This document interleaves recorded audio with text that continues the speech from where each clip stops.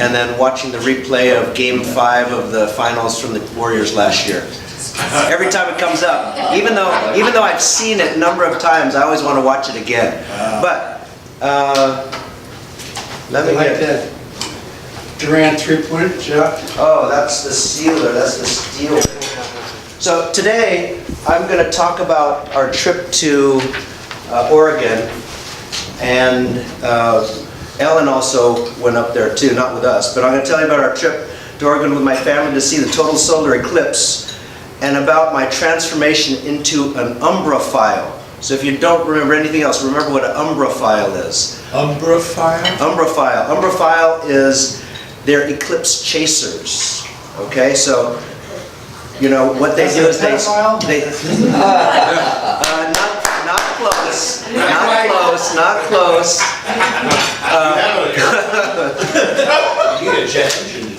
But so umbrophiles, they go all over the world because there's an eclipse somewhere in the world about every 18 months. Okay, but sometimes they're really short, sometimes they're in the middle of the ocean. So most of the time it's in an area that's not populated. So they will charter a boat, they'll go somewhere, they'll go to Middle Africa, they'll go to Antarctica to see these eclipses. And once you see one, you can easily become an umbrophile. So a total. So this was the first time in 38 years that it went across the continental United States. Next time it's going to cross is going to be in 7 years from now. So if you get a chance. Is that the sun or the moon or any eclipse? Well, only a total solar eclipse, you're going to get something like this, okay, which is rare, okay? But, so this year, there's more people who were able to see it across the United States than anywhere else. So I heard about this trip. Here's the group that went. Not everybody could go, but most of us were able to go. When I told my mom about where we're going, because we try to do something with my family like once a year, and I told her, okay, we're going to Oregon to see this eclipse. And she's going, an eclipse? What do you want to go see an eclipse for? You know? And then I told her we were driving, and I said, you know, we're driving 8 hours up there, what are we going to do? So she's complaining. This was about a year ago when my patient told me about it. And he's been to like 5 or 6 of them. And so I said, oh, it's in Oregon, we got to go. And then I found out that it was near Bend. So it's going to be right above Bend. So here's where it crosses the United States. You can see the zones there, certain zones. That black band is the total zone, and then where we are was down about, right now is about 75%. But even if you're 5% out and you look at it, you still see sun. It's nothing like the total. So here's where it crosses. This is kind of key places where it's going to be total. Oregon here at Solar Fest. And the time varies for the totality. This is like 2 minutes and 2 seconds. I think the longest was down here, like 2 minutes and 40 seconds. Okay? So if you missed it this time, here's the path of where it's going to go in 2024. Okay? Right there, they're going to get it 2 times in, 7 years. Right there. Illinois, bottom part of Illinois. So, plan your trip. Here's where it crosses. So we decided, I said, well, we're going to go to Bend because there's a lot of stuff to do in Bend. And but I got a place to stay because we needed a house, and I could only find a place like down here in Sun River, which was right here. Okay, so Madras was where the total was going to be in that area, which was about 40 miles away. So I thought, that might be a problem as we got closer to the date because of all of the people that were going up there. So what's a total eclipse? Okay, so here's a sort of a diagram. It's when the sun is blocked out by the moon. Now, if the moon was smaller, it would never block out the total sun. So it just so happens that the moon is, somebody's going to explain it for me, okay? So, let's do that now. What does umber mean, Mike? I don't know. Shadow. It's one of the shadows. Like umbrella, cast a shadow. Umbra.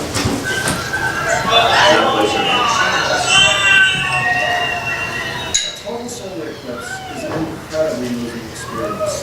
In the continental US, there's going to be an amazing event on August 21st, 2017. A total eclipse of the sun. Well, a total solar eclipse is this incredible phenomenon that happens because of the sun being 400 times bigger than the moon, but also 400 times farther away.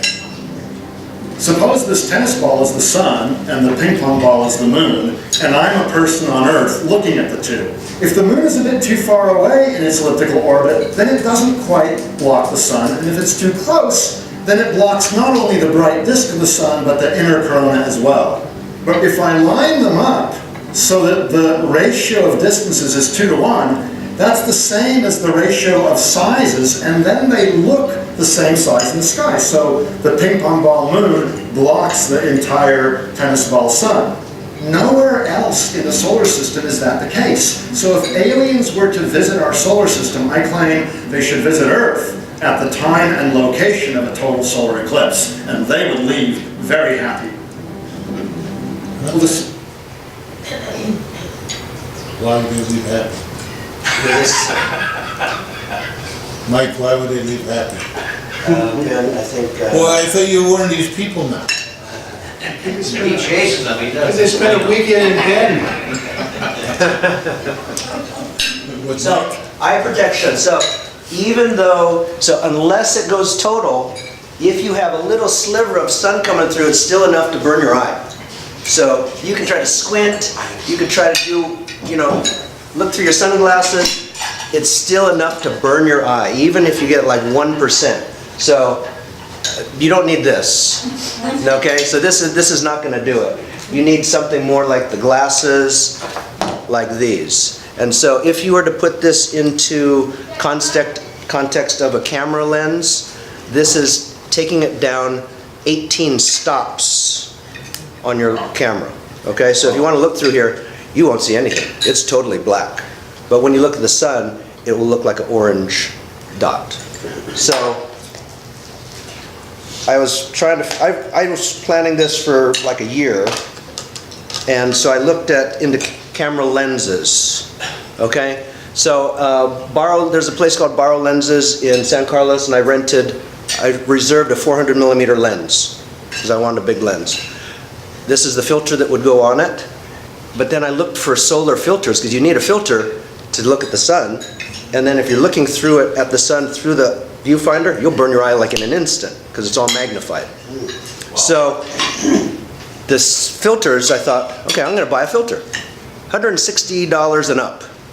I said, well, maybe for one day I'm not going to buy a filter. So what I did was I found a place that would sell the film, and then I bought 2 skylight filters, cut it out perfectly, and then screwed it in between. So I made my own filter. So if anybody want to buy it, $150. Okay? What was the date of it, Mike? August 21st.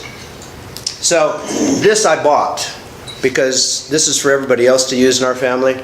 So you buy this little kit, comes with a little paper filter, and you kind of tape it, fold it, tape it, and then it fits over your binoculars. So that worked really well too. So where to watch? So I knew that, so Ellen went to Madras, correct? No, we were in Salem. Oh, you were in Salem. Okay. So they were in Salem, which is on the coast. And I thought, okay, the coast, my patient said, the coast would be great because it comes right on the coast, but what if it's foggy? You're sunk, okay? So I decided, okay, I'm going to go to Madras. The weather has a better chance. So Madras is right above Bend, about 40 miles above Bend. But as the date got close, I heard everybody was going to Madras. They were having Solar Fest there. They were renting out space at the county fairgrounds for $500 for a space. Okay? The traffic was going to be terrible. And there's one road going up from Bend to Madras. And it was going to be jam-packed. What? There's only 2 lanes. 2 lanes. Okay? Here's Solar Fest. And they had a number of these out there. So I said, that's not where I want to go. I want to go, so Bend is here, Madras is here. So you want to be right on that center line, because the closer you are to the center line, the longer your eclipse will be. Okay? So I thought, I'm gonna head out here. I'm gonna go east. So I looked on the map, and so I'm following this line. I'm following this line out here, so right now here's Bend, and out here is a town called Mitchell. Okay? Madras is here. So Mitchell is right here. Here's the line. I see this road right here, so I'm gonna zoom in on this road. Madras is still way over here. Okay, there's the road. There's the blue line. There's the blue line, and here's the road. So I zoomed in. Google Earth is great. I could zoom in, and I could see little turnouts here on this service road and things like that. It turned out it wasn't really a service road. It was a regular road. But I said, okay, I'm going to be right here. Okay? And so we got out there. So we were there a day early. And so I said, I'm going to drive out there, and we're going to check out the spot where we're going to set up. Because we didn't have a spot. We were just going to find a spot on the side of the road. So here's the spot that I picked out from Google Earth. And there's enough room on the side. But all the way in, we saw people up in the hills that had rented spots and things like that, camped out. But here's we're setting up. And then here I'm testing things out, making sure we can, do things there. But then after this, so we got out there. It took us about 2 hours to get out there. And then now was the afternoon, and we didn't have anything to do on Sunday. So we decided to go to the John Day Fossil Beds National Monument, the Painted Hills unit, because it was right in that area. Well, little did I know, here's my spot right there. There was a small road right here that I didn't see to go to the Painted Hills, and the Painted Hills were right there. Wow. Right on the line. So when we got there, the rangers had a thing set up, and they said, yeah, we're right on the line. Right on the line. So Painted Hills, they have posters made. These are posters that somebody makes for all of the national parks and national monuments. But there's the Painted Hills right there. This whole area right there is the Painted Hills, and our spot was right there. Wow. So you moved. And that's what so we moved. And it wasn't planned. So this is what the Painted Hills looks like. That's my mom and dad. Dad turned 88, my mom's 85. There's us. Garrett made it with us. This is the day before. This is the ridge where everybody's going to set up. But really, you could look at it anywhere. So this is sort of an overview of the Painted Hills. Are you all in one vehicle? All in one vehicle. We rented a van. And I mean, we brought up my mom's van. So the night before, so they said, we open the gates at 6, so come on. So I said, uh-oh, there's going to be a lot of people. So if you can see, this is a lineup of cars outside. So we got there at 3:45. Okay? There were 60 cars in front of us. Garrett ran ahead and counted all the cars. There were 60 cars in front of us at the gate. And then while the sun was starting to come up, we saw people walking in. And I said, uh-oh. But luckily, see, the parking lot's down here. We had to come up here, and normally everybody has to walk. But thank goodness my mom has a handicap sticker for her artificial hip. And we got to drive all the way up here and park right behind here, right next to the bathroom. So she was happy. So we got, all these guys went in to park, and we went right to the top. So she said, aren't you glad you brought me? So here's where we were first thing in the morning. Everybody's starting to set up. It's a little chilly out there at that time in the morning, but all along this ridge everybody was setting up. And then as the sun started coming up, more and more people came. This was some sort of fancy video camera, and these guys, the way that everybody was talking, they had timers going. They had a timer, like it was counting down next to them out loud. 5, 4, 3. All these things going on. So we have all this time to set up because we're there like early in the morning. So we're setting up. Everybody's setting up. Everybody's just kind of milling around, making sure the cameras are right. Because really, you only get 2 minutes at it.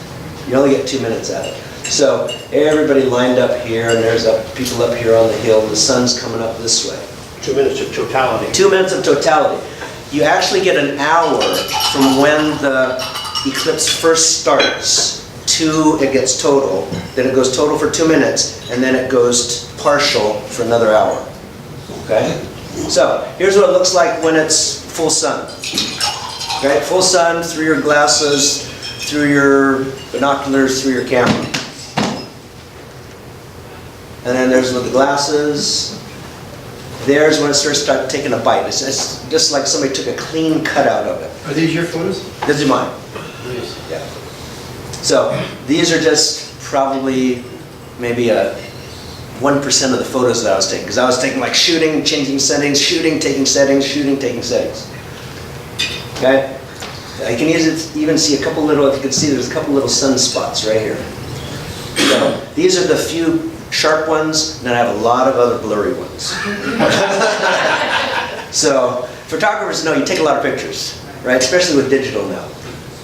Okay? So the binoculars help, but you got an hour, so you can imagine the anticipation, the build up to this. Am I getting the camera settings right? Because you don't know what the camera settings should be. You know what it should be now, but when you take your filter off, it goes back to regular camera. Okay? So everybody's a little bit nervous, the ones that haven't done it before. So it's taking out another bite, you know, and you're waiting, and you're taking out another bite. I shoot 10 pictures, then take a couple more. It's getting closer, everybody's getting kind of nervous. People are yelling out, 10 minutes to go, and everybody's like getting nervous. Don't go to the bathroom now. Okay, so then everybody's like waiting, we're waiting. Okay, what's gonna be like? But as it gets really close, you could see things start to dim, everything starts to dim, and you know that it's coming. So it's getting really close. What time of day was it? 10:30. 10:30, the sun is right overhead. Yeah. So you could see back in those pictures, we're kind of looking up like this. Okay, getting really close, and then things get really still. Okay, and gets really quiet.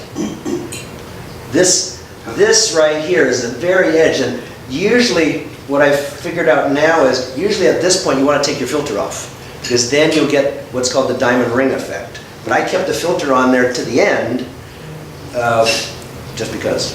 Okay, but you go from here, then you take your filter off. Okay, some people were taking their filter off early. I waited a little bit too long. So filter's off. You can take your glasses off, and then you get that. So it goes from just a sliver of nothing to that automatically. So I took a lot that were overexposed. My son Garrett, most of his were overexposed because he was, with the sun, you want to stop it down. So this is what you get. And so a lot of times you're going to get a lot of this, but a lot of times that's overexposure. Okay, so people get varying pictures of these, but everything goes quiet, except for the people yelling and screaming and oh my God, and I can't believe it, and some people, there's a lady next to us, she was like crying. You feel really small. You feel really insignificant at that point. So get a lot of these, but the ones that I like, and Ellen had some that I can show you later, but the ones I like is when you focus really down and you get rid of all this outside, you can get like this, and then you can see these little red spots sometimes right at the edge. Okay, and so those are sometimes solar flares, right, Ellen? Yes. Right at the edge. So, and when you look up at the sky, it looks just like this, but the size of the sun. So a little black dot with a ring around it, and everything around kind of looks like a sunset, all in every direction. Sunset or sunrise in every direction. Did you take a picture of people when the sun was completely... There, I have a video. So, I probably should have set up, I should have got together with Baiche and set up a 360-degree camera and thought about it afterwards. He has this camera that he put on a pole, because I saw a guy next to me, he had one. 360-degree camera that was shooting all around. Next time. Next Okay? We got 7 years. 7 years. Let's Or plan a trip. I think, You plan a club trip. I think it's 2 years in Chile. Oh, Okay? that's even better. So you get these little spots around there, but the pictures don't do it justice at all. It's kind of like when you see that sunset that's so beautiful, it's the colors and everything, and they try to describe it to somebody. Or you take a picture of it and you show it to somebody. It's never the same. It's never the same. So it's not so much the pictures, because maybe next time I won't even take pictures, because we talked to people, because as we walked around, we had hours there, we were talking to people. A lot of people had been to a number of them, 5, 6, 7, and they just put out their chair and they're just waiting for the event. They're not taking pictures, they're just waiting for the event to happen so they can enjoy the whole thing. I enjoyed it, but a lot of times I'm scrambling around doing the camera and stuff like that. So the real umbrophiles, they go and they just enjoy it. Are you an umbrophile? Yeah, I want to go again. I don't want to wait 7 years though. Yeah. Hey Mike, did you say that during that 2 minutes of total eclipse, Yes. that you can take your glasses off? Yes. Because you're not looking directly at a sun? No. See, so right now, like that astronomer said, luckily the moon covers the sun exactly, Yeah. right? If the moon was smaller or bigger, you would block it out completely. But it's just how it so happens that the moon is, what, 400 times smaller than the sun, but it's 400 times farther away, so it just fits exactly. What's in the upper right corner? Upper right corner, there? Yeah. That's called a zing, or jing, so that I can do a cutout. It's from the computer. That's nothing. That's nothing. And the moon is traveling at once. Right. So this is when the sun just starts to peek out again. So this is what they call a diamond ring. So I didn't get the diamond ring on the first time, so I'm getting it on the second time when it's going out. Okay. So yeah. And then it gets brighter. And it gets brighter fast, right? So you got to catch it. So a lot of times I'm taking multiple pictures. Brighter. And then it's getting really bright now, and this is with no filter. And So is the sun moving away from the moon? Is that what's happening? moving across. And so this is how much light's coming through with no filter, so it's almost going to start blinding you. But then when you put the filter on, that's how much was there. Oh, wow. Very little, very little. And then it starts going out, and then you're going in the opposite direction. So the moon came across this way, okay? Okay, so here's a video.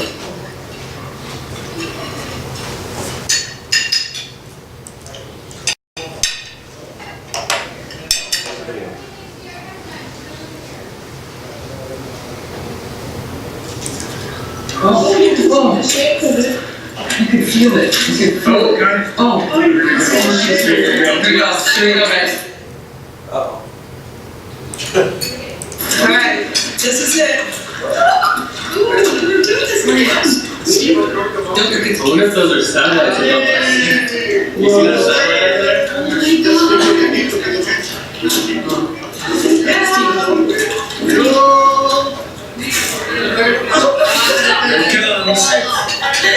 Oh my God, what's happening? Take my foot. Look.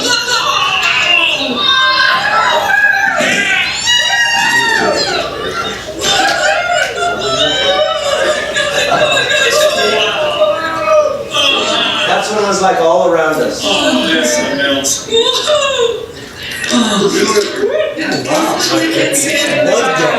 It's dark.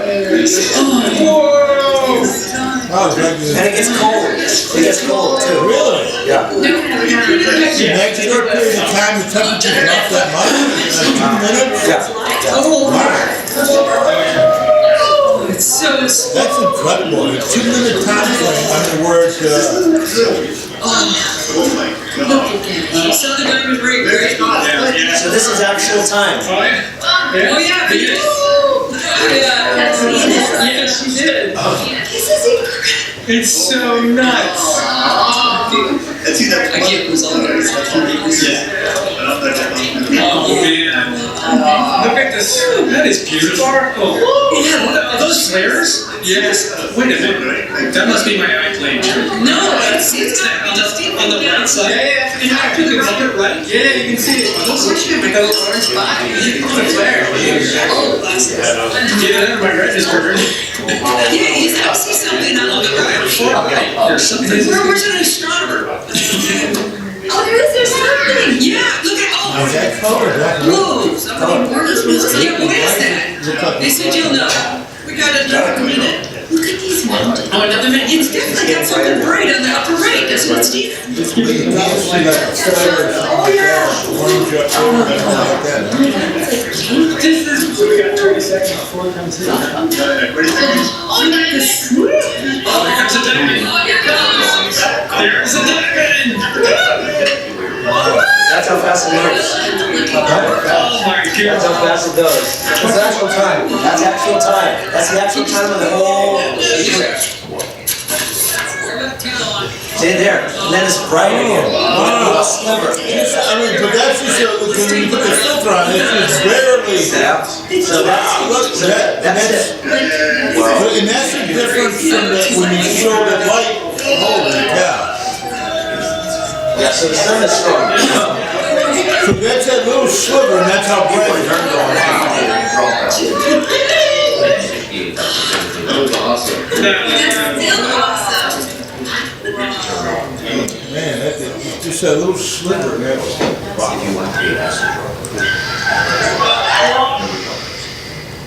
Man, God did some pretty cool things, huh? They had a little inhaling for a while, but no chemical. So this is a picture that a friend of mine put together. He was watching it in near Jackson Hole. So Jackson Hole was a good spot, and he put together a composite of his photos. So he kind of put all his photos together. So it shows a collage of in and out. So he did a great job.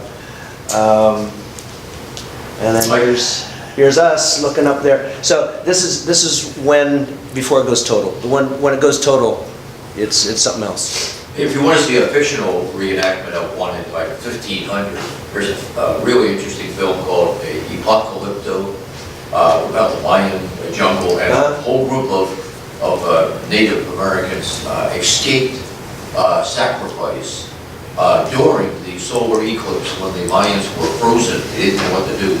The sun god that the people were being sacrificed to was blanked out, and these people escaped. This is the whole village that had been captured by the Mayans for the purpose of being, having their heart ripped out and all this stuff. So Apocalypto, I mean about maybe 15, 18 years ago. Mel Gibson was the director. Yeah, anyway, it's got a great scene. Ellen, can you tell about your experience at Salem? Is that Harvey Weinstein put that together? I won't pull it up if it was. He said it was totally awesome. Who did? Yeah. The only thing he said. There's only two words necessary to describe the experience.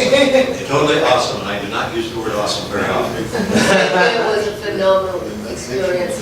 A partial eclipse is ho-hum. I would probably walk across the street to see one. But total, I would cross the country.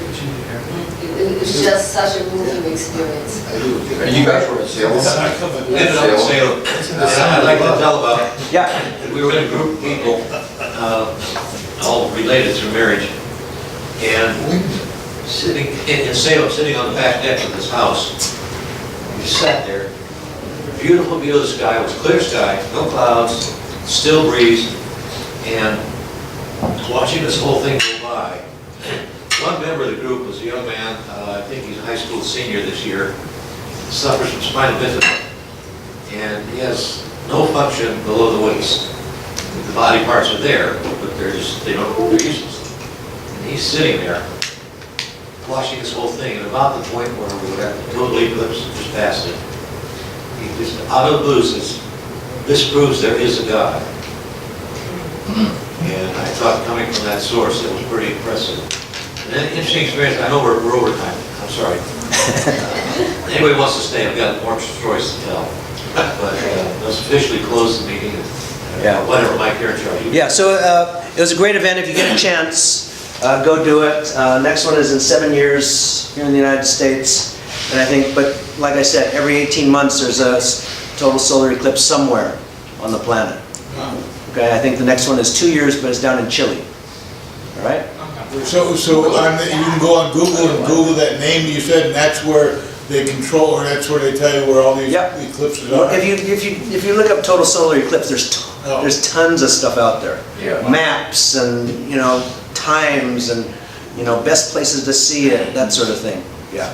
I didn't realize that until I started researching it, and then there's tons of information out there. There's people that study it and they're fanatical about it.